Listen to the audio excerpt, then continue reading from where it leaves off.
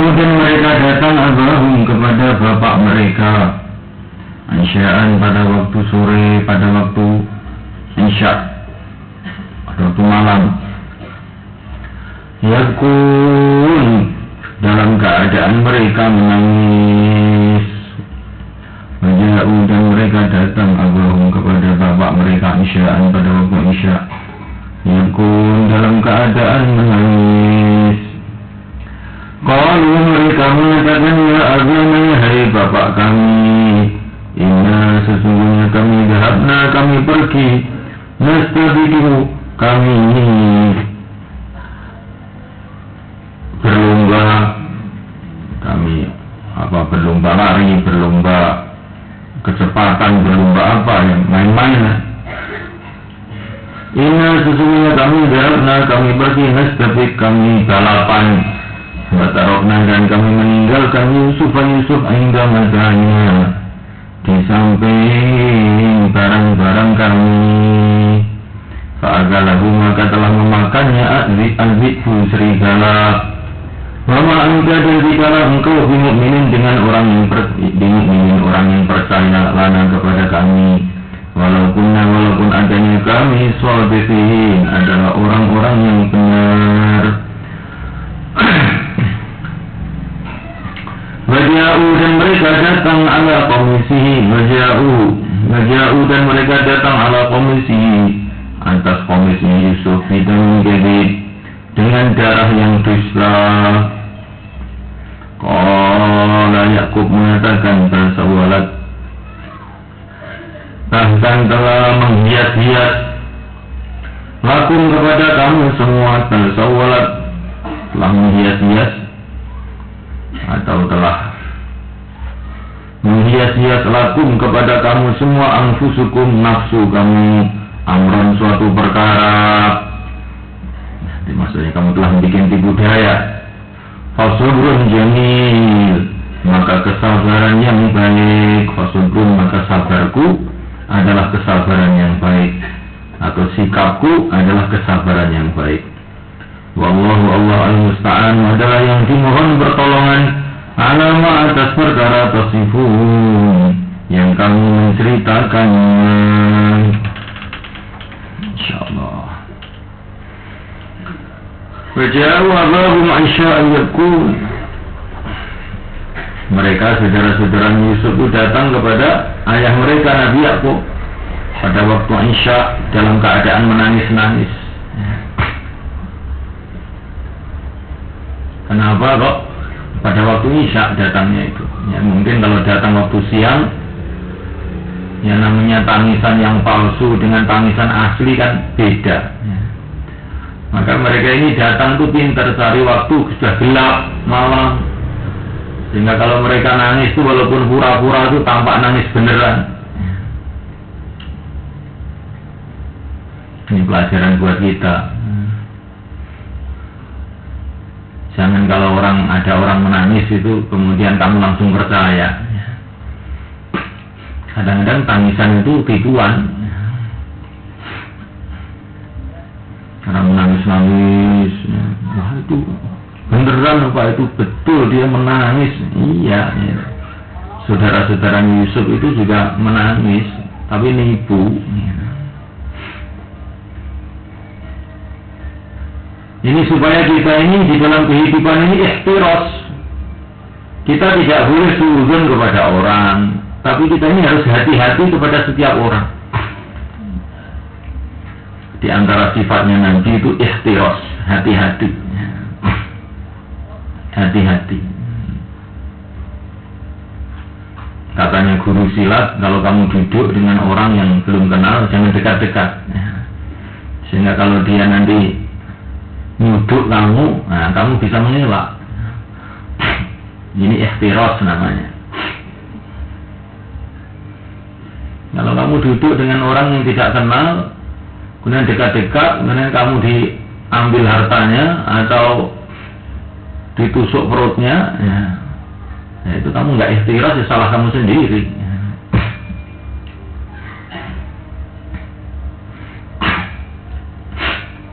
Masya Allah.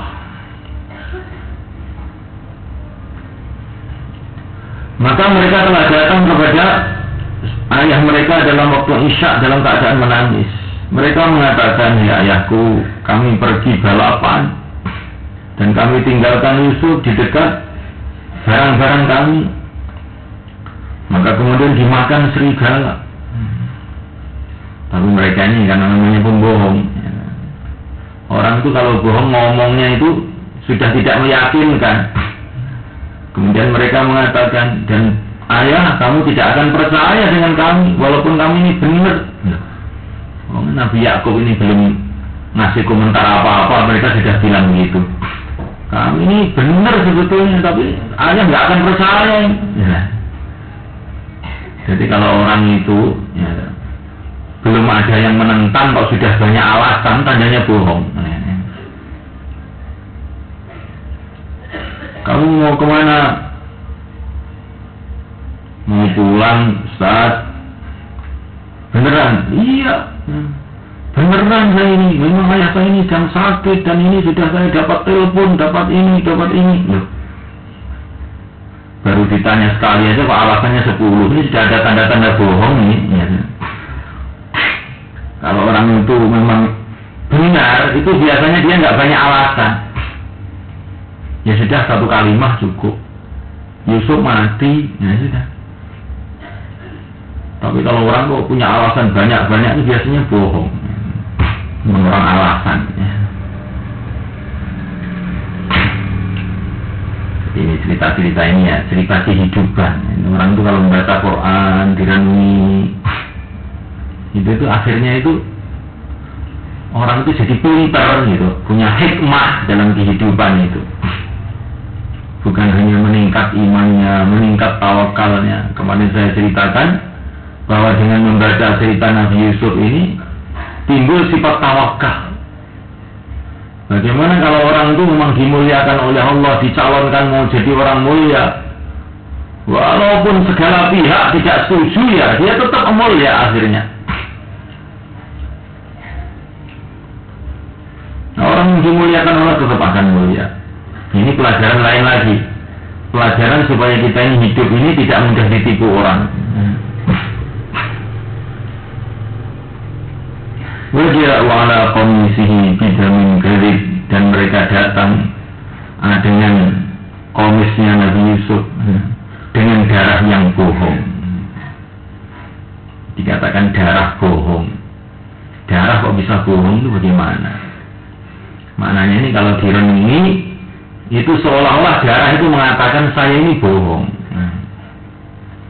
Karena kata dalam cerita-cerita itu, saudara-saudaranya Yusuf itu membawa komisnya Nabi Yusuf, dilumuri darah, dia sembelihkan kambing, dilumuri darah. Tapi mereka ini lupa, bajunya itu nggak disobek-sobek, bajunya itu masih utuh, belum melan darah. Sehingga kalau orang mikir ya aneh ini, betul-betul serigala luar biasa. Dia memakan Yusuf tapi kok bajunya masih utuh. Jadi orang itu kalau bohong itu, kalau kita perhatikan mesti ada kelemahannya itu. Mesti ada hal-hal yang menunjukkan bahwa dia ini bohong itu ada kalau orang itu teliti. Kalau orang nggak teliti ya dianggap nggak ada masalah. Tapi kalau orang itu teliti, orang bohong itu sudah ngaku sendiri dengan perbuatannya sendiri, dengan tindakannya sendiri. Bal sawwalat lakum anfusukum amra. Nabi Yakub langsung tanggap ini. Nafsu kamu telah menghias-hias untuk kamu suatu perkara. Maksudnya nafsu kamu telah mendorong kamu, menghias-hias kamu untuk bikin satu tipu daya. Jadi Nabi Yakub langsung memahami, lah ini bohong semua. Tetapi Nabi Yakub ini ya namanya orang tua, seorang nabi, seorang rasul, punya akhlak yang tinggi. Orang yang mulia ini tidak suka mengatakan kepada orang kamu bohong. Ini bukan bahasanya orang tua, bukan bahasanya nabi. Tapi bahasanya nabi, bahasanya orang tua, ini bahasanya halus sekali. nafsu kamu itu telah menghias-hias suatu perkara yang semestinya tidak baik kamu anggap baik. Sungguh begitu ada Nabi Yakub. Fasobrun jamil, sikapku adalah sabar yang baik. Sabar yang baik itu bagaimana? Sabar yang tidak ada keluhan sama sekali. Innama ashku bati wa husni ilallah. Wallahul musta'an ala ma tasifun. Allah yang dimintai tolong atas cerita-cerita kamu ini. Maksudnya untuk membuktikan apakah cerita kamu ini benar atau tidak, hanya Allah yang saya mintai tolong. Wallahul musta'an ala ma tasifun. Ini sebetulnya Nabi Yakub ini mau mengatakan bahwa kamu ini bohong semua, tapi bahasanya Nabi Yakub itu begitu halus. Hanya Allah yang dimintai tolong atas laporan-laporan kamu ini. Saya serahkan laporan-laporan kamu ini kepada Allah. Masya Allah. Jadi ini sikapnya orang kalau mendapatkan laporan-laporan yang mencurigakan, ya. Sebagai seorang dai, sebagai orang tua, jangan langsung membohongkan, tetapi diserahkan kepada Allah. Wallahul musta'anu ala ma tasifun. Dan akhirnya semua kebohongan-kebohongan saudara-saudaranya Yusuf ini akhirnya terbongkar semua pada akhirnya, ketika Nabi Yakub menyerahkan urusan itu semua kepada Allah.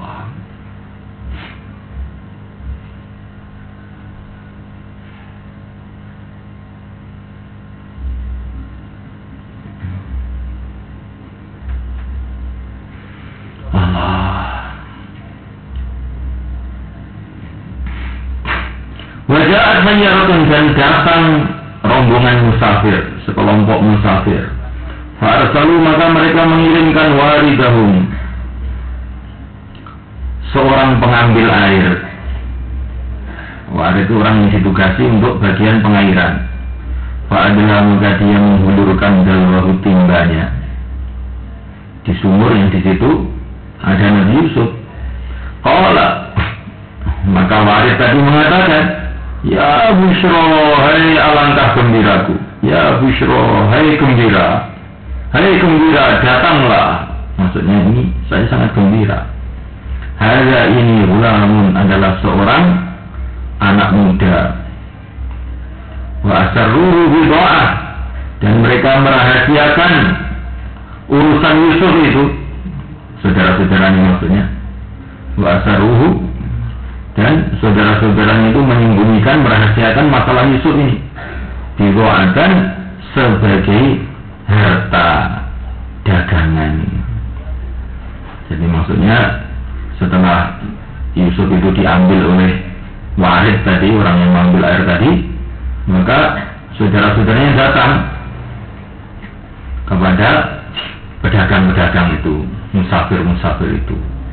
Saudara-saudaranya merahasiakan keadaan Yusuf. Mereka mengatakan, ini budak saya, Yusuf ini budak saya, yang minggat akhirnya ketemu sumur ini.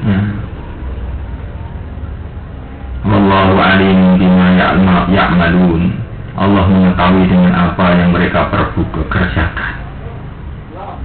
Kemudian karena saudara-saudara Yusuf ini mengatakan bahwa Yusuf ini budaknya, maka wasyarahu, mereka wasyarahu, dan mereka membeli, mereka menjual, dan mereka menjual Yusuf bisa menembaksin dengan harga yang murah. Darahim ma'dudah, beberapa dirham yang bisa dihitung. Sudah, ini budak saya ini, kamu beli, katanya saudara-saudara Yusuf. Sudah, saya jual murah aja, berapa dirham. Bahkan adalah saudara-saudara Yusuf itu fihi, di dalam masalah Yusuf minaz zahidin, termasuk orang-orang yang zuhud, orang-orang yang tidak suka. Ceritanya ini terus dipotong setelah dibeli oleh musafir-musafir tadi, maka akhirnya Yusuf dibawa ke Mesir, dijual lagi di Mesir. Ini ceritanya panjang.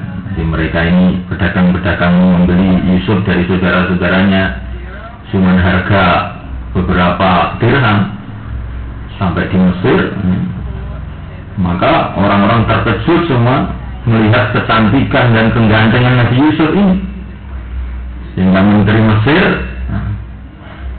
membeli Yusuf itu dengan harga yang sangat mahal, dengan timbangan emas seberat badannya Yusuf ini. Wah, ini luar biasa, ini anak luar biasa, ini dibeli mahal. Wa qala alladzi ishtarahu, dan berkatalah orang yang telah membelinya, yaitu menteri Mesir, Misra, dari negeri Mesir. Dia mengatakan limra'atihi, kepada istrinya yang namanya Zulaikha, akrimi maswa, muliakanlah tempatnya ini Yusuf ini. Asa yang fa'ana, semoga dia memberikan manfaat kepada kita. Aw nattakhidahu, atau kami akan menjadikannya waladan, menjadi anak.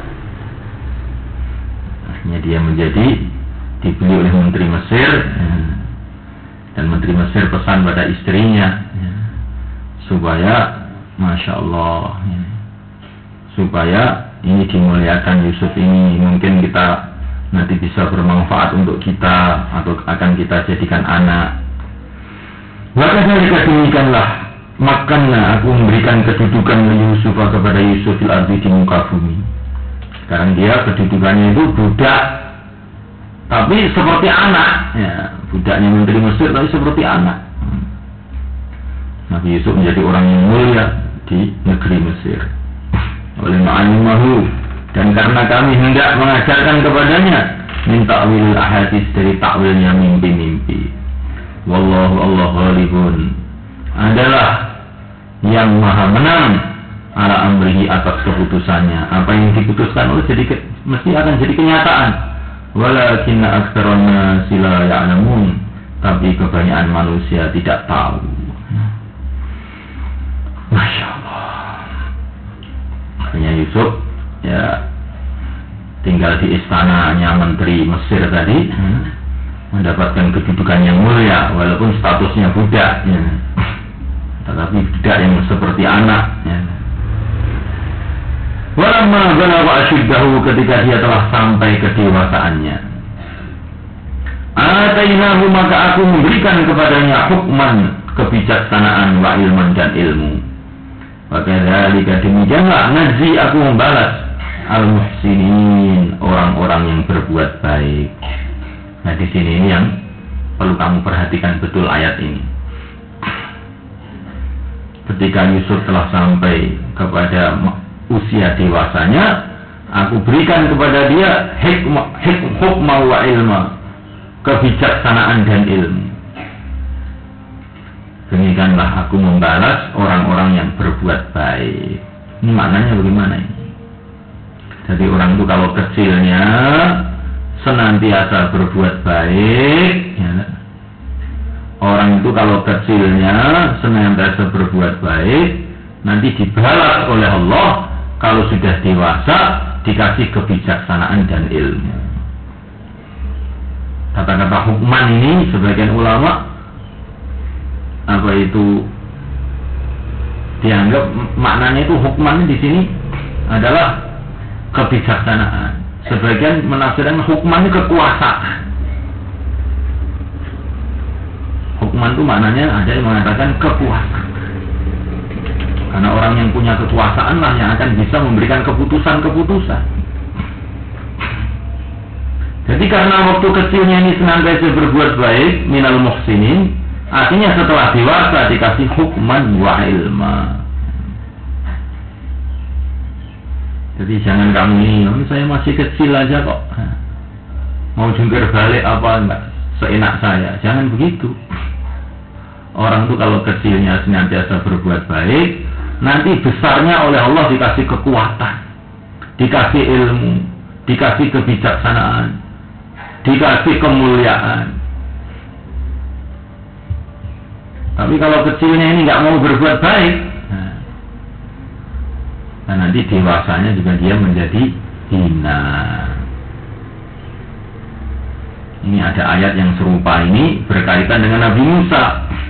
falamma balagha ashuddahu wattawa atainahu hukman wa ilma wa kadzalika najzil muhsinin. Serupa ini Nabi Musa juga begitu, ketika kecilnya itu senantiasa berbuat baik, setelah dewasa dikasih hukman wa ilma. Nabi Yusuf begitu, mulai kecil sudah berbuat baik, setelah besar dikasih hukman wa ilma. Jadi kalau kamu ini ingin sukses itu dimulai dari kecil gitu. Jangan pikirannya nanti kalau sudah besar saya tak tobat. Seperti Sunan Kalijogo. Ya, Sunan Kalijogo itu saja. Kamu nggak akan jadi Sunan Kalijogo. Ya. Memang ada orang-orang yang asalnya buruk, setelah tua jadi baik. Itu orang begitu juga ada. Tapi kebanyakan orang tidak seperti itu. Orang yang dicalonkan oleh Allah menjadi orang-orang mulia itu sejak kecilnya itu memang sudah tampak itu. Arahnya itu sudah tampak.